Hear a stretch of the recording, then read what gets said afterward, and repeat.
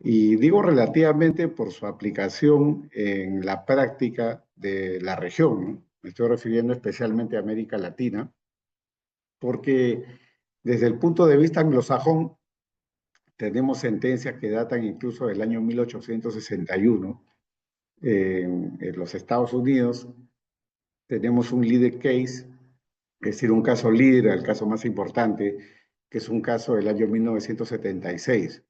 Pero cuando esto llega a la Europa continental, es a partir de los años 2000, ¿no? Yo creo que esto no es casualidad, sino es producto de esa imbricación o esa relación cada vez más estrecha en lo que significan los sistemas del common law y del civil law, ¿no?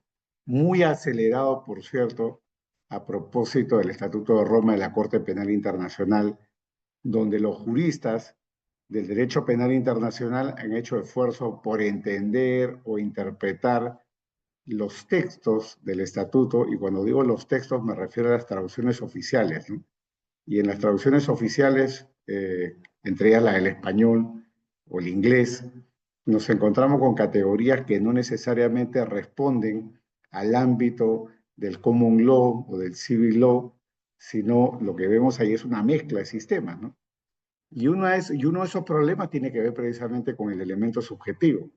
Recordemos que dentro del common law es bastante común definir el delito y luego contar con algo que se llama los elementos del crimen o del delito, ¿no? Cuando tú estudias derecho penal en los Estados Unidos o en Inglaterra, tienes que conocerte no solo lo que dice la ley, sino las interpretaciones oficiales sobre lo que dice la ley y que puede involucrar los elementos del delito. Y es muy matemático, ¿no? Porque cuando tú estudias esto bajo el common law, es un tema muy matemático en el sentido de que, por ejemplo, ¿no? El homicidio requiere 5 elementos, ¿no? No es como lo estudiamos nosotros en la Europa continental, donde decimos, por ejemplo, que el homicidio hay que estudiarlo desde el punto de vista de lo que es la acción, el resultado, la imputación objetiva, y para un profesor puede tener 7 elementos y para otro puede tener 10 según la teoría que defienda. No, no, no, ahí hay versiones oficiales, ¿no? Entonces, si un delito tiene 5 elementos, son 5 elementos los que tiene que probar el Ministerio Fiscal.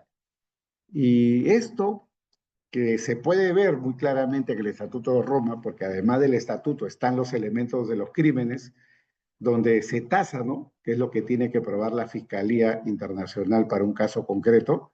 Lo mismo sucede respecto a la imputación subjetiva, es decir, para imputar la mens rea, ¿no? Bueno, entonces esto es algo bastante común en el common law, no en el derecho continental.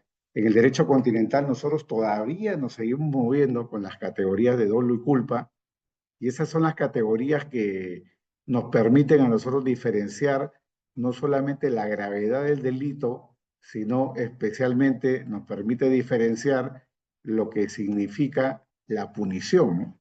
Es decir, a partir de la distinta desvaloración del comportamiento doloso versus el comportamiento culposo, asignamos un grado a la sanción, ¿no? Como regla general, la sanción por imprudencia es menor que la sanción por una conducta dolosa, y si estamos hablando de un tipo mixto, ¿no? Lo que antiguamente se llamaban tipos preterintencionales, dolo más culpa, en ese tipo de casos, la asignación o el concurso o el tipo mixto doloso-culposo tendrá menos pena que la del delito puramente doloso, pero más pena que la del delito puramente culposo. Dentro del derecho continental, me estoy refiriendo al siglo, también nos hemos movido con las categorías clásicas, ¿no? Dolo, dolo directo o dolo eventual. Y dentro de lo que es el dolo directo, incluso podemos asignar diferencias, ¿no? Como el dolo de consecuencias necesarias. Es el dolo donde existe un daño colateral, pero la especial intención del sujeto no estaba dirigida a consumar ese resultado que podríamos ya denominar daño colateral, sino el propósito inicial, ¿no? Y cuando hablamos de la culpa, recurrimos a las viejas categorías, ¿no? La culpa consciente o culpa con representación versus la culpa inconsciente o culpa sin representación. Y esas son las categorías en las que nos hemos movido. Sin embargo, sin embargo, dentro del common law eso no es así. Y la mejor expresión de ello es el modelo de código penal de los años 60, que ha inspirado las reformas legislativas dentro de los Estados Unidos para los códigos estatales, y vamos a poder ver ahí lo que algunos llamarían un gran desorden dogmático y otros llamarían una gran riqueza desde el punto de vista forense, es decir, desde el punto de vista jurisprudencial. Hay una, como dirían los alemanes, respecto a la medición de la pena, cuando hablan del Spielraum, un gran ámbito de juego, ¿no? Entre las diferentes categorías subjetivas que se pueden manejar para efectos de la imputación, reitero, subjetiva. Bueno, vamos sobre un ejemplo, ¿no? Este es un ejemplo que no es de lavado de activos, pero es un ejemplo vinculado a la ignorancia deliberada y bastante famoso, ¿no? Famoso el ejemplo, es de los años 2010. Concretamente en el año 2016, a nuestra estrella tan famosa, conocida, mundialista, campeón mundial y hiperpremiado en varios continentes, lo condenaron, me refiero a Messi obviamente, lo condenaron por el delito de defraudación tributaria. Le encontraron responsabilidad penal por hechos vinculados a la defraudación tributaria. ¿Qué dijo el tribunal? No, la Corte de Barcelona, la Audiencia Provincial de Barcelona lo condenó por willful blindness o ignorancia deliberada, igual que al padre, ¿no? ¿Y qué es lo que pasó ahí? Que Messi era un residente en España, residente fiscal, vivía en Barcelona, trabajaba en Barcelona, jugaba para el Barça, y siendo residente fiscal, sus obligaciones tributarias tenía que cumplirlas necesariamente dentro del territorio español, es decir, tenía que cumplir frente a Hacienda, ¿no? Frente a Hacienda. Hacienda es el recaudador de impuestos, se le suele denominar Hacienda a la agencia tributaria. Bueno, no pagó, no declaró impuestos relativo a los derechos de imagen. Messi había firmado diferentes contratos con empresas extranjeras, pero lo había hecho a través también de empresas que estaban domiciliadas en paraísos fiscales, y consecuentemente esos contratos por explotación de los derechos de imagen no pasaron por España, no pasaron por Hacienda, no hubo pago de impuestos, y cuando Hacienda hizo la reclamación, Messi fue corriendo a pagar la deuda tributaria, la deuda insoluta, como se le suele denominar, la cuota tributaria, es decir, el impuesto a la renta a las personas físicas, como se dice en España, más las multas y las moras y todo lo que calculó en su momento el contable, el contador, ¿no? Bueno, llevado a juicio, porque este era un caso emblemático, y cuando hay casos emblemáticos, el Ministerio Fiscal en España puede seguir hasta el final. Siendo un caso emblemático, llevaron el caso a juicio, ¿no? Messi se defendió, pero fue hallado culpable por la audiencia. Se le impuso pena suspendida, ¿no? Pena suspendida porque concurría en el caso concreto una atenuante, la atenuante consistente en la reparación espontánea del daño, lo que está previsto en el Código Español, y en base a ello, la condena fue una condena, digamos, edulcorada, rebajada, a 21 meses de prisión, pero cuando la pena no supera los 2 años, los jueces en España suelen aplicar la pena suspendida, ¿no? Si no, pregúntenle a Shakira, que también tuvo la misma suerte, ¿no? Bueno, ¿qué dijo en su alegato Messi? O mejor dicho, sus abogados. Sus abogados dijeron, oiga, yo no sabía nada, mi cliente no sabía nada. Mi cliente no tenía el manejo de la contabilidad y los temas contables los tenía el padre de Messi, que firmaba por Messi desde que Messi era menor de edad, los contratos, y según Messi, según la defensa y según el propio padre, que se autoinculpó, dijo que él era el responsable. Se autoinculpó entre comillas el padre, porque tampoco es que dijera yo soy el responsable penal. Volteó a mirar a los contadores y dijo que los contadores lo habían asesorado mal. Y Messi dijo, yo confié, yo no sabía, yo no veía eso, yo solamente juego fútbol. El tribunal lo condenó. El tribunal lo condenó tanto a nivel de la Audiencia Provincial de Cataluña, Barcelona, como a nivel del Tribunal Supremo, que confirmó la condena en el año 2017, incluso con votos particulares o votos singulares, donde algún magistrado como Andrés Palomo postulaba más bien de que la pena podía llegar a ser pena efectiva porque había un delito continuado, y cuando hay delito continuado hay un agravante.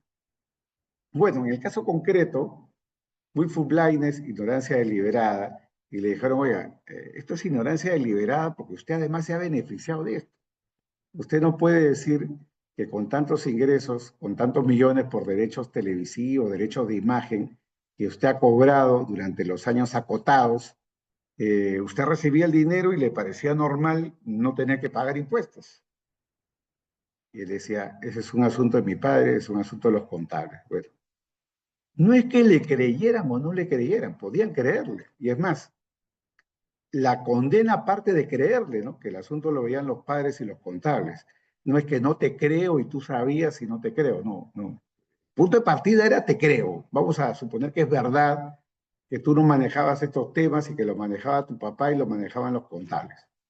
Pero tú, de manera muy rápida, esto es como esas loterías instantáneas, ¿no? Que vas a un supermercado y te compras esas tablitas, esos cartoncitos, coges una moneda y rascas, ¿no? Rasca fácil, ¿no?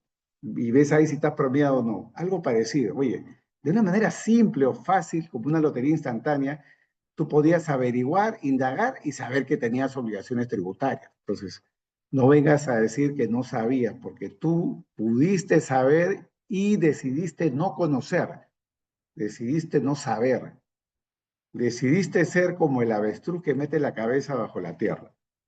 Bueno, me encanta el fútbol, ¿no? Pero este es un caso judicial, es un caso forense, ¿no?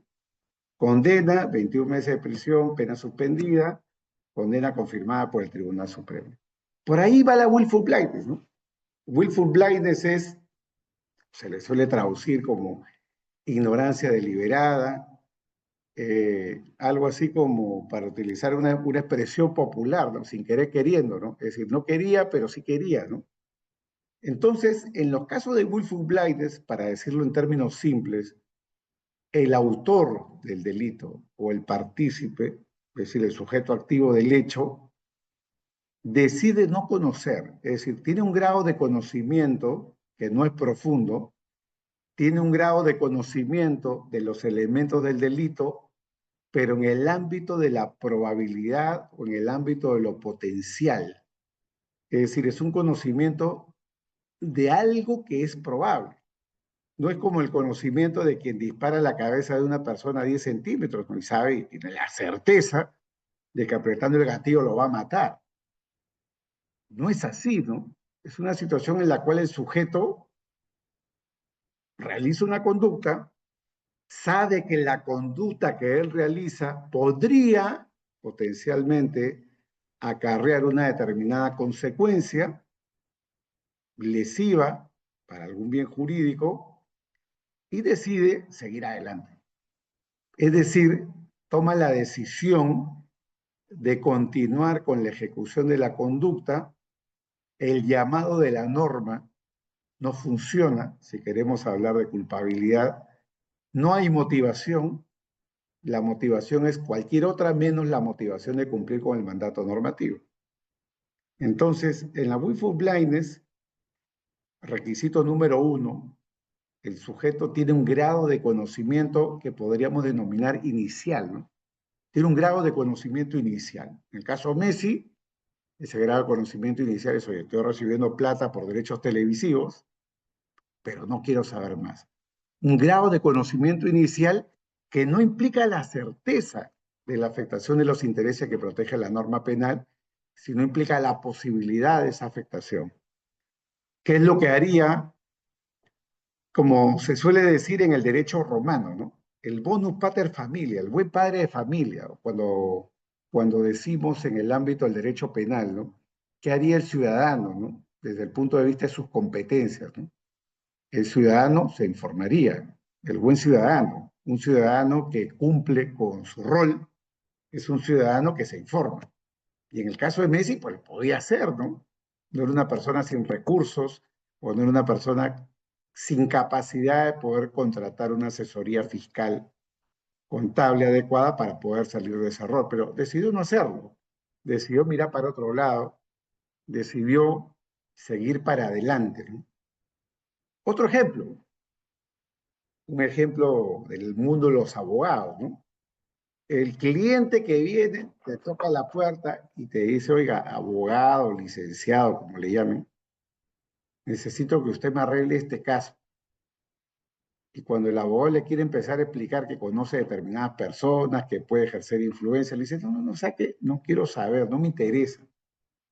Usted simplemente me dice cuántos son sus honorarios, no vamos a discutir por precio, yo voy a someterme al precio que usted me dé. Es más, si queremos añadirle más facilidad al caso o el ejemplo, tendríamos hasta que decir, usted decide, abogado, cuánto le pago en efectivo y cuánto le pago en factura, ¿no?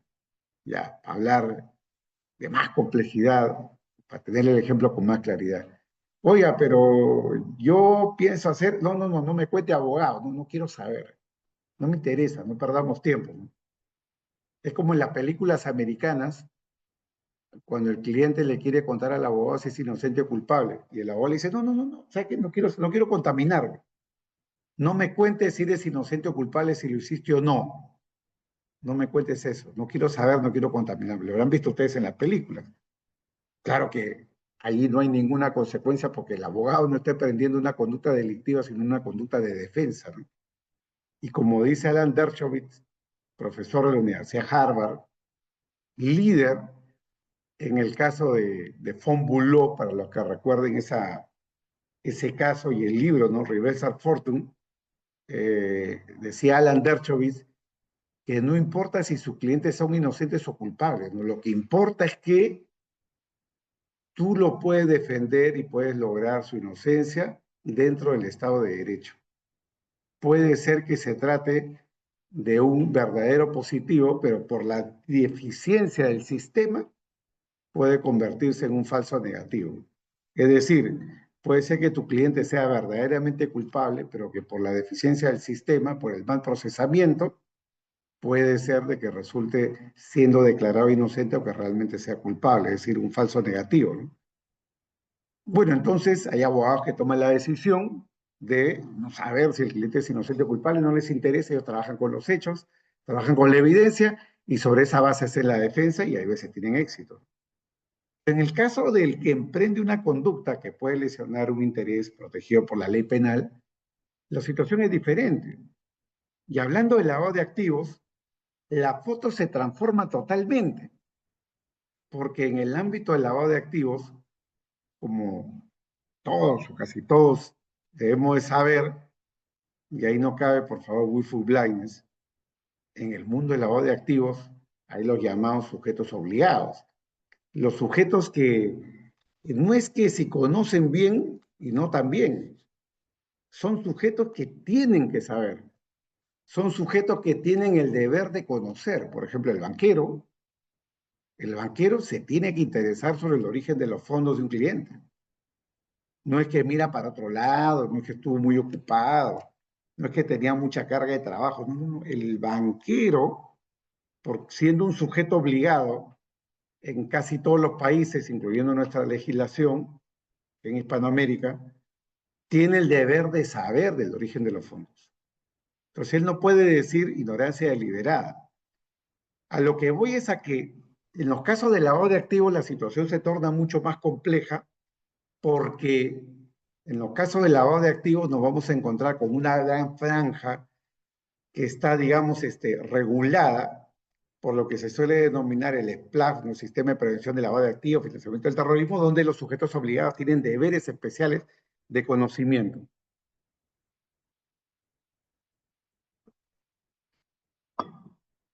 Vamos al dato histórico. ¿Dónde aparece la willful blindness, ¿no? Rascando en la historia judicial, encontramos un caso de 1861, una sentencia inglesa dictada en UK, el caso Regina versus Sleep. Este es un caso súper interesante, ¿no?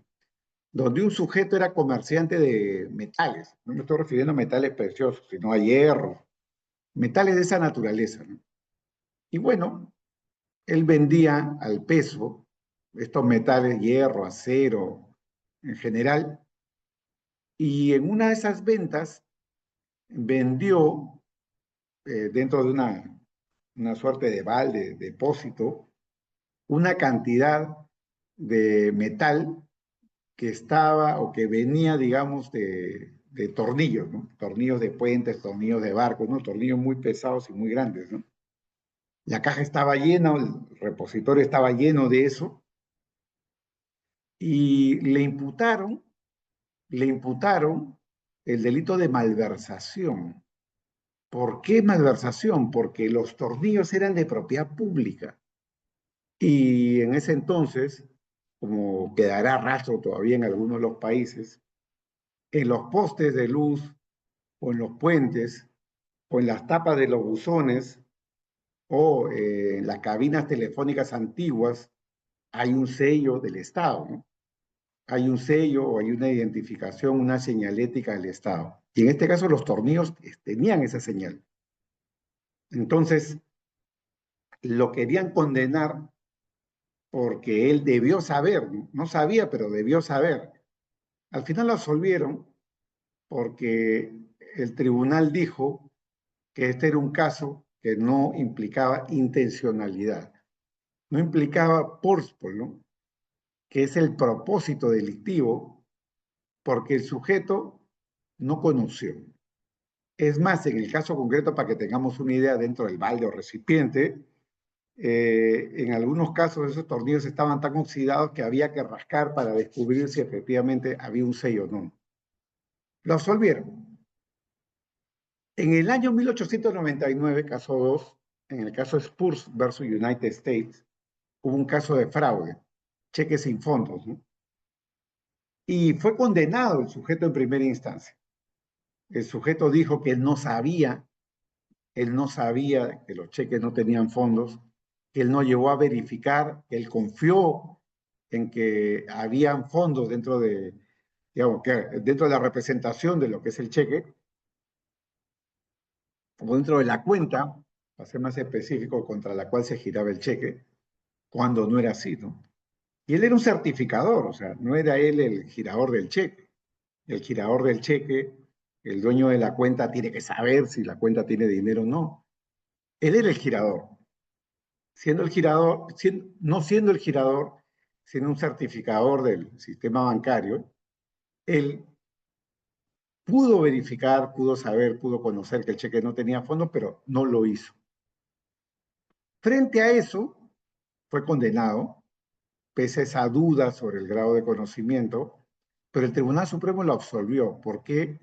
Porque se concluyó que el juez no había dado bien las instrucciones al jurado. Al jurado no se le instruyó de manera específica que el delito se considera cometido cuando existe conocimiento, cuando hay intencionalidad, ¿no? Y como digamos, esa exigencia fáctica no fue anunciada al jurado para dar por sentado, probado que había el delito, lo absuelven. Por este fallo, vamos a llamarlo así, de debido proceso. Dos antecedentes, pero el caso más importante que marca la pauta jurisprudencial en los Estados Unidos hasta hoy es el caso Jewell, caso sentenciado en 1976 por el noveno circuito. Alguien me dirá, ¿y de dónde es el noveno circuito? Bueno, el noveno circuito involucra a muchos estados, ¿no? Porque es justicia federal, entre ellos California. ¿Qué había pasado? Había pasado que una persona trajo desde México o condujo desde México un vehículo. No revisó lo que había en el vehículo, pero el vehículo tenía un lugar secreto, ¿no? Tenía un lugar secreto, tenía un espacio secreto dentro del cual este señor Yewell estaba transportando marihuana, no cocaína, marihuana, estamos en los años 70, ¿no? 110 libras de marihuana, que serían un equivalente a unos 50 kilos, ¿no?, de marihuana. Bueno, la marihuana es una sustancia de tráfico prohibido, más aún si es comercio internacional ilegal. Traerlo desde México era un delito federal. Fue procesado, sentenciado en primera instancia. El caso llegó a la segunda instancia. Este no pasó por la Corte Suprema de los Estados Unidos. Y el Tribunal de Circuito confirmó la condena por willful blindness. Recordemos que ya para entonces, año 76, ya estaba en circulación el Código Penal modelo de los Estados Unidos. Y es esa la razón por la cual el tribunal hace una equiparación, ¿no? Hace una equiparación con la sección 2.027 del Model Penal Code, o el Código Penal Modelo de los Estados Unidos, para decir que, que esa norma o esa regla trae consigo, incluye la ignorancia deliberada o la willful blindness. Para decirlo en una línea, ¿no?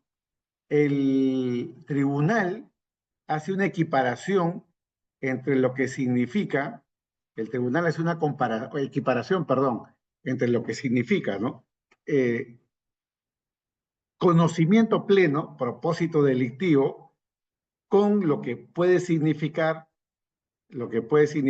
ese conocimiento potencial. Ese conocimiento potencial para el tribunal puede ser considerado prácticamente como la consumación del propósito delictivo. Bien, ahora, desde el punto de vista del common law, concretamente de Estados Unidos, tenemos que mirar qué es lo que dice el Model Penal Code, ¿no? Porque si me están diciendo que la fuente es esta, me estoy refiriendo al número 7, que traducido podríamos decirlo conocimiento basado en alta probabilidad. Veamos qué dice este Código Penal modelo, que como ya he mencionado, no es una norma de ley data, tampoco es una norma de ley ferenda, es simplemente un código penal modelo que debe de inspirar los códigos estatales, ¿no? Pero hasta hoy en día se estudia derecho penal en los Estados Unidos en base a este código penal modelo, el Model Penal Code, ¿no? Que es de los años 60. Al año 76 esto ya estaba difundido, no en vigor, sino difundido, ¿no? Y vamos a ver que en la sección 2.02, la sección 12 en general es lo que llamaríamos nosotros la parte general del derecho penal, pero en esta sección 2.02 se regulan los llamados requisitos generales de la culpabilidad. Recordemos cómo nosotros, me refiero a los tributarios del derecho continental, civil law, en América Hispana, seguimos eso por influencia no española. Los causalistas decían que el dolo y la culpa eran formas de culpabilidad, ¿no? No formas de la tipicidad subjetiva, sino formas de culpabilidad. Bueno, dentro de los referentes del Código Penal modelo americano, la imputación subjetiva o los grados de conocimiento del hecho, los elementos de la mens rea son parte o reciben el nombre de culpabilidad, culpabilidad. Entonces, no leamos esto, por favor, con las categorías del derecho penal continental o del civil law, leamos esto en el contexto del sistema del common law, ¿no? Entonces, acá ustedes podrán ver que se detallan varias cosas, ¿no? Por un lado, el purposely, que es la intención deliberada, o como algunos traducen mejor, el propósito delictivo. Podríamos denominarlo como la categoría más grave de imputación subjetiva. Si queremos hacer un equivalente, nosotros diríamos el dolo directo, ¿no? El dolo directo, ¿no? Un dolo directo, no el de consecuencia necesaria, sino un dolo directo. Entonces, por eso que algunos traducen esto, pero desde mi punto de vista bajo error, diciendo que el purposely es una forma de dolo directo, ¿no? Versus, segunda categoría, el knowingly, que es algo que podríamos denominar como conocimiento, ¿no? Conocimiento. Claro, pero conocimiento a secas. Luego están las definiciones, ¿eh? Conocimiento a secas, ¿no? Que algunos podrían decir es cercano, parecido al dolo de consecuencias necesarias, ¿no? O al dolo eventual, ¿no? No hay tampoco una asimilación precisa, ¿no? Dolo de consecuencias necesarias, daño colateral o incluso el dolo eventual. Claro, los que han leído, interpretado esto desde el civil law y el common law comparativamente, pueden leer los trabajos de Fletcher o los trabajos de Luis Chiesa, van a decir claramente que esto no calza, no estrictamente con el doble de consecuencias necesarias, ni tampoco con ni tampoco con el doble eventual, pero se acercan, tienen una apariencia de. Y luego tenemos la recklessly y la llamada negligently. Algunos lo traducen como imprudencia consciente versus imprudencia o negligencia en general, pero tampoco es preciso, ¿no? Tampoco es preciso porque luego a partir del punto 2, o mejor dicho, la parte 2 de la sección 2.02, se define cada una de estas categorías, ¿no? Se define lo que es el purposely versus el knowingly. En la parte C en cierto modo se delinea el contenido de lo que es la recklessly y la negligently. No voy a entrar en detalles ahora. Me encantaría que esta fuera una clase sobre imputación subjetiva en el derecho penal norteamericano. Sería súper interesante esa discusión comparativa, ¿no? Sobre todo para compararla dentro de nuestro sistema. Pero yo me atrevo a decir, y no soy el único que pienso así, que esta amplitud de categorías subjetivas y sobre todo la cláusula final, ¿no?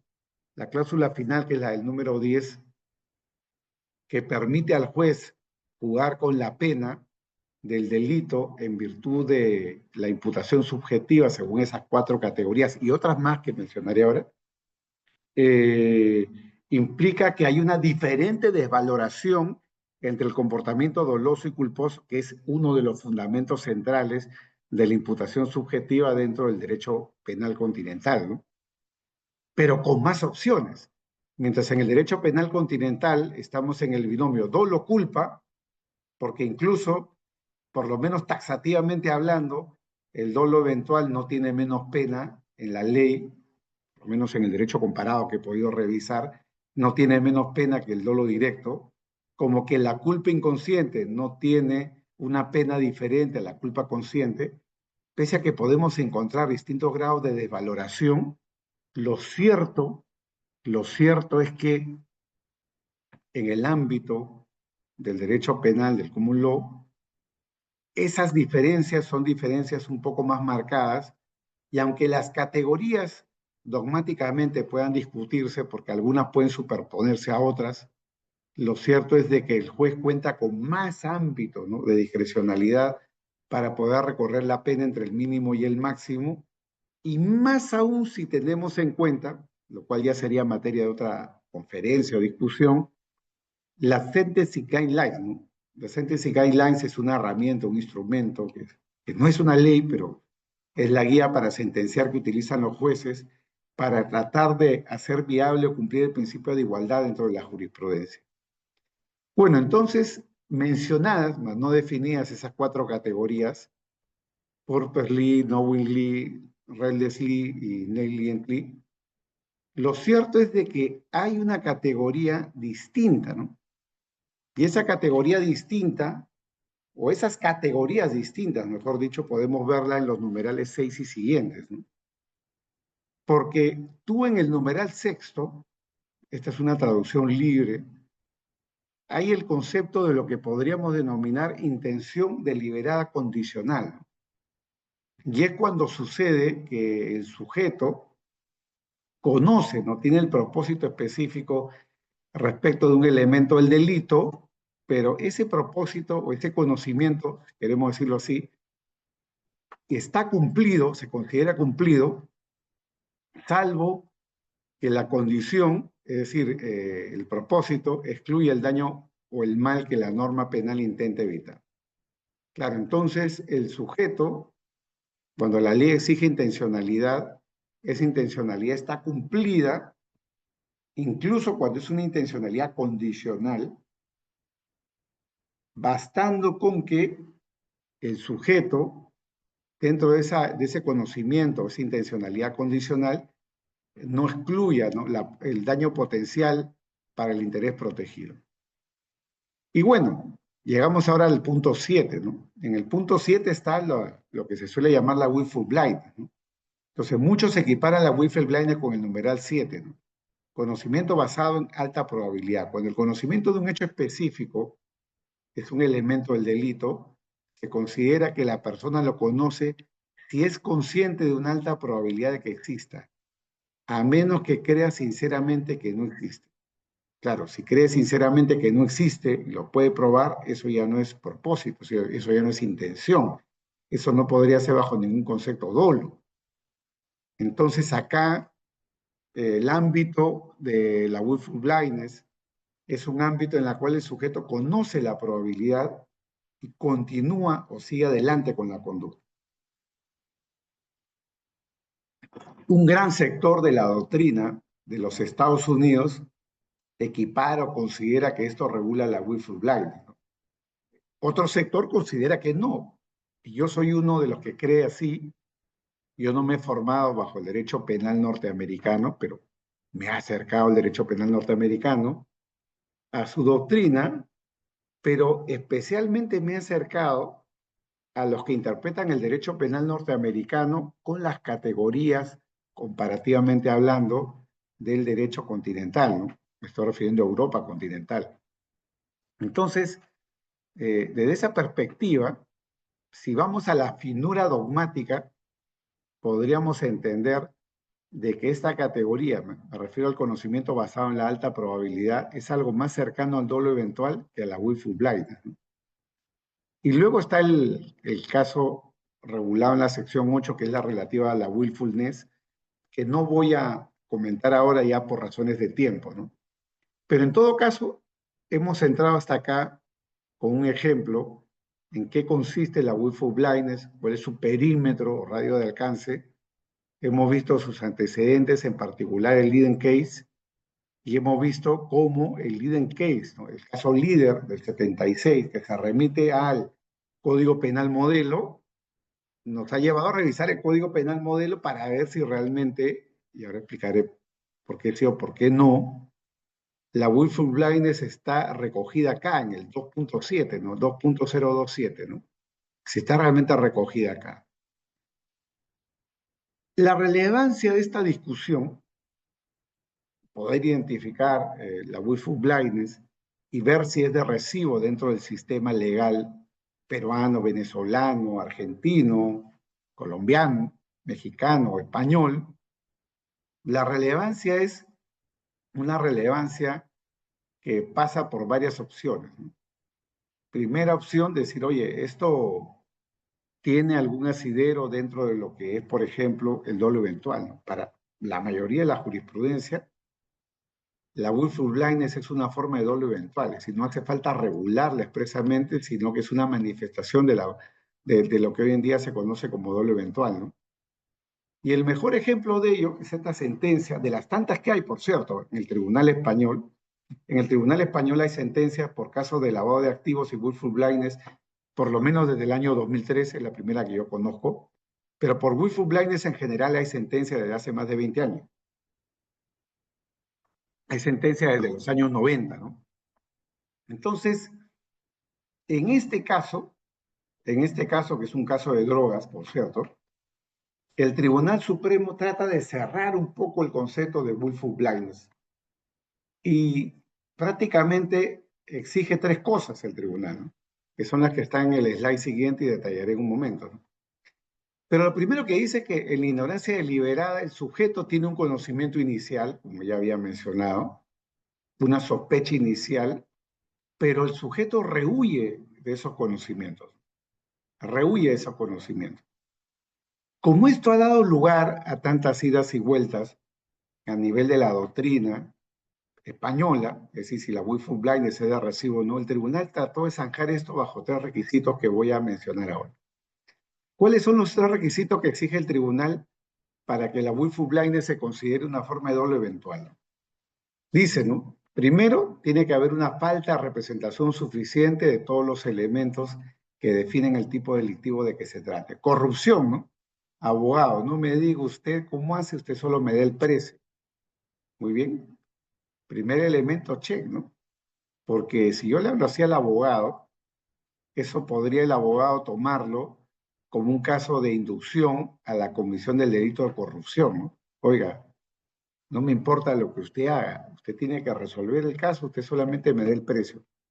Oiga, le voy a contar, no quiero saber.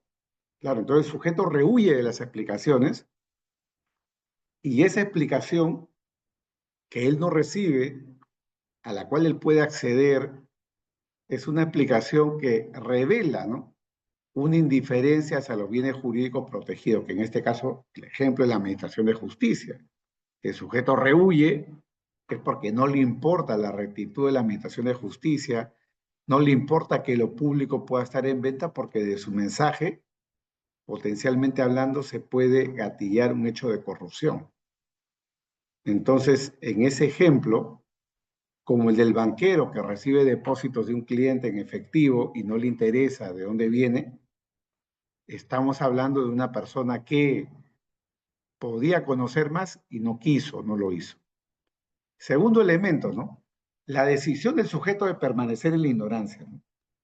Pudiendo, ¿no? Pudiendo de forma directa o indirecta salir de esa ignorancia. Messi, ¿no? Messi podía tocarle la puerta a su papá, papá, explícame, podría ir donde los contables, lo iban a recibir, le iban a pedir fotos, le iban a pedir autógrafos, le iban a pedir merchandising, pero Messi no se ocupó del tema, pudiendo hacerlo, teniendo todos los recursos para hacerlo. Y el tercer requisito es el beneficio, ¿no? Porque tampoco es que el ignorante deliberado sea un buen pastor o sea un buen samaritano, tampoco es que tenga el modelo de la perfección ciudadana, ¿no? Cuando hay un beneficio para el ignorante deliberado, el tribunal estima que se cumple el tercer requisito para aplicar la willful blindness y asimilarla a la culpa, perdón, al dolo eventual. En el caso de la corrupción, ¿no? ¿Cuál es el beneficio? Bueno, puedo obtener un resultado favorable de parte de mi abogado. En el caso del banquero, ¿no? Puedo recibir el dinero y aumentar los términos de mi gestión y decir que mi gestión es más exitosa porque comercialmente he sido más eficiente, he vendido más, ¿no? En el caso de Messi, no pagar impuestos, ¿no? Entonces, falta representación suficiente. La decisión de no saber más y el beneficio, tres requisitos para que se cumpla y se aplique la willful blindness como una forma de doble eventual. Ahora, y entrando, digamos, a las partes de las definiciones, ¿no? ¿Por qué es tan importante ubicar el dolo eventual dentro de una categoría como el dolo o la culpa, ¿no?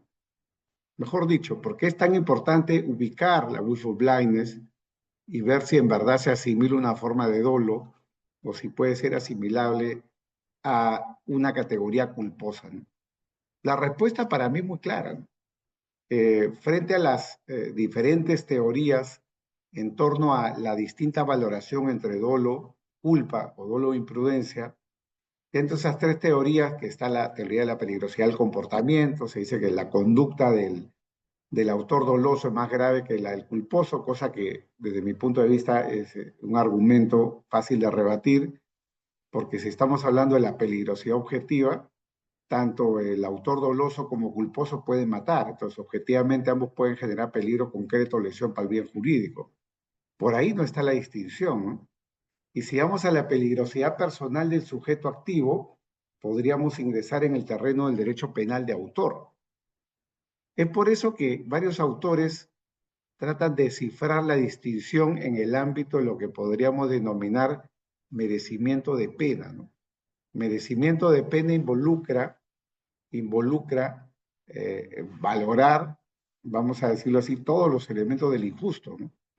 Y un elemento del injusto tiene que ver evidentemente con el factor subjetivo, ¿no? Estos grados de conocimiento y cómo te comportas tú frente a las alertas, ¿no?, que pueda generar ese conocimiento, por lo menos inicial, ¿no? Eso ha llevado a un sector a hablar o aplicar acá las teorías de la pena en el sentido de que del contenido expresivo de la pena, ¿no? ¿Qué expresa la pena, no? Entonces acá voy a citar a Ramón Raguet, ¿no? Ramón Raguet dice, por ejemplo, el sujeto activo doloso expresa con su hecho la negación de determinados valores compartidos en un determinado modelo social o de las normas jurídicas que lo protegen. En el caso de las relaciones imprudentes no se advierte tal expresión. ¿Cuál es esa expresión? Esa expresión es que el autor niega, ¿no?, los valores del modelo social. Es decir, para usar las palabras de Jacobs, el autor, con su conducta, con el hecho delictivo, genera un mensaje ante la sociedad en el sentido de que él tiene un proyecto de vida que podría ser exitoso en el ámbito de la comisión de delitos, ¿no? Es decir, tiene un proyecto futuro de vida acompañado del crimen o acompañado de la posibilidad de cometer delito y que esa es una forma de vida que puede ser tolerado. La pena reacciona o la pena responde como una negación de ese proyecto de vida dentro de lo que puede ser la comisión de un hecho delictivo. Como dice el propio Jacobs, la pena es la restauración de la vigencia de la norma.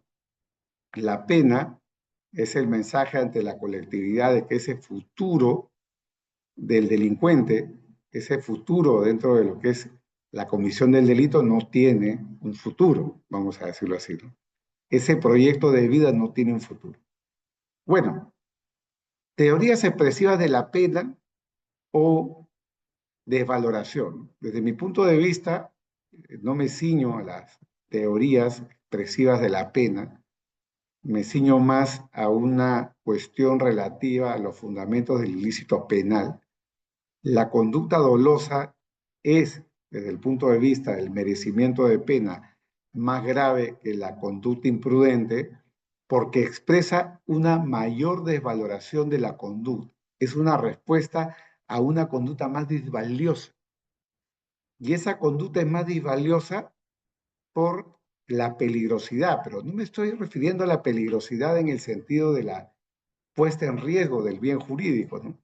Sino me estoy refiriendo a la peligrosidad desde el punto de vista de lo que puede significar los incentivos de la pena. No me estoy refiriendo a qué expresa la pena, sino los incentivos de la pena. Es decir, es una aproximación desde la perspectiva de la prevención general, ¿no?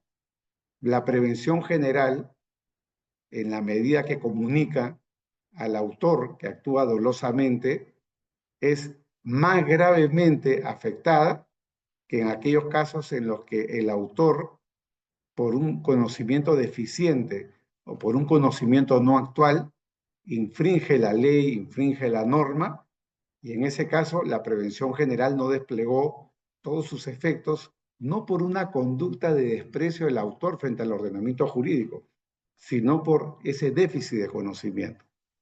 Eso lleva a que el primer caso, el caso en el cual la prevención general pudo y debió surtir efectos y desincentivar desde el punto de vista ex ante la conducta emprendida por el autor y no lo hizo, en ese caso, evidentemente el autor expresa un rechazo absoluto por la vigencia de la norma, por el ordenamiento jurídico, y eso conlleva a que su conducta sea considerada más disvaliosa. Voy entrando a la parte final. Entonces, ¿cuál es el ámbito, cuál es el ámbito de la willful blindness, ¿no? Visto así, el ámbito de la willful blindness es un ámbito intermedio, ¿no? Intermedio entre las categorías dolosas y las categorías culposas. Pero si tú le quieres dar el tratamiento de delito doloso y asimilarlo a una forma de dolo eventual, tenemos que hacer diferenciaciones, ¿no? Y esas diferenciaciones conlleva a dos posibilidades, ¿no?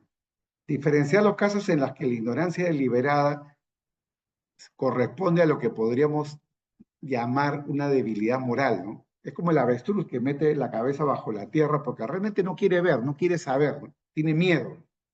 El avestruz, ¿no? Debilidad moral. Versus los casos en los que el individuo sí ha buscado beneficiarse de ese estado de ignorancia para eludir responsabilidades, ¿no? Ahí está el ejemplo de David Lupan, en una publicación del año 99, hablaba del caso 1 como el caso del avestruz y el caso 2 como el caso del zorro astuto, el astuto zorro, ¿no? El avestruz entierra la cabeza bajo tierra cuando tiene miedo, debilidad moral. Puede saber, puede conocer más, pero no quiere porque tiene miedo, debilidad moral. En el segundo caso, el autor, el sujeto activo, no tiene miedo, no tiene una debilidad moral, no tiene un problema de comprensión en el ámbito de lo que podríamos llamar las razones secundarias. Tiene un problema clarísimo en el ámbito de lo que es la desvaloración de su propia conducta respecto a estos incentivos primarios, o razones primarias, como se suele llamar en la filosofía actual, ¿no? El sujeto lo que quiere es una coartada. El cliente llega y le dice, abogado, no me diga más, abogado, no quiero saber más, porque sabe que quiere el resultado. Siente desprecio por el sistema jurídico y no es que no quiera saber más porque necesariamente tenga miedo. No quiere saber más como estrategia, no quiere saber más porque deliberadamente no se quiere involucrar con las etapas siguientes que están gatillando su conducta claramente inductiva de un hecho de corrupción en mi ejemplo. Para ese tipo de casos, y acá acabo, está pensada para mí la willful blindness y solo en esos casos puede ser verdaderamente asimilable al dolo eventual. Es decir, el caso en el cual el sujeto ha contado con una sospecha inicial de que su conducta presente o futura puede lesionar los intereses protegidos por la norma penal, pero ha preferido mantenerse en ignorancia, ¿no? Como una estrategia para, llegado el caso, poder alegar dicha ignorancia en su descargo. Un ejemplo de esto ha pasado, bien o mal aplicado en el Perú, en el caso de Yantumala, Nadine Heredia, donde hace apenas un mes los han condenado a 15 años de privación de la libertad de 15 años o por 15 años, por haber recibido aportes de campaña de la empresa Odebrecht y haberse quedado con una parte del dinero, beneficio, y por considerar el tribunal de que ese dinero era sucio y que ellos, al no averiguar el origen del dinero, actuaron bajo ignorancia deliberada. Bien o mal aplicado es otra discusión, ¿no? Yo de hecho tengo algunas cosas que he escrito por ahí ya, otras que las he grabado incluso en un video, en un reel, que lo pueden ver en redes, criticando la sentencia, ¿no? Pero más allá de la crítica a la sentencia, dando un paso atrás, yendo al obiter dictum, lo que vemos allí por parte del tribunal es un delineamiento de lo que puede significar la ignorancia deliberada en el sentido de Ramón Ragués, que además lo citan, ¿no? Lo citan, citan un trabajo de Ragués del año 2013 que se llama Mejor no saber, citan también el manual de Silva Sánchez, la página 900, para decir de que la willful blindness, en la medida que no está regulada y en la medida que un código penal como el peruano o el español no exige un grado de conocimiento específico dentro del concepto de dolo, el código penal no es un manual de derecho penal, por lo tanto no tiene que traer definiciones. Ante esa apertura del texto legislativo podría equipararse la willful blindness, la ignorancia deliberada, como una forma de dolo eventual, porque la ley no define lo que es dolo eventual, la ley no define lo que es ignorancia deliberada y por último la ley no define lo que es dolo. Pero lo que yo apunto, y es a lo que no apunta el tribunal en el caso mencionado, es a la necesidad de acotar, ¿no? Acotar. Porque de lo contrario corremos el riesgo de incorporar verdaderas conductas imprudentes dentro del ámbito de lo que es el dolo. Y el dolo va a implicar en la práctica más pena. Podríamos generar ahí problemas de proporcionalidad penal, problemas de inconstitucionalidad, ¿no? Es la razón por la cual yo creo que el concepto de willful blindness, para asimilarla al dolo eventual, debe limitarse a aquellos casos en los que el autor exprofesamente, a propósito, gesta su propia ignorancia, ¿no? Tiene una sospecha inicial de que el evento puede generar determinadas consecuencias, pero a propósito, de forma decidida, gesta su ignorancia. Decide mantenerse en ignorancia como una estrategia frente a las futuras o posibles consecuencias. Termino con una cuestión procesal, ¿no? ¿Cómo se prueba la willful blindness?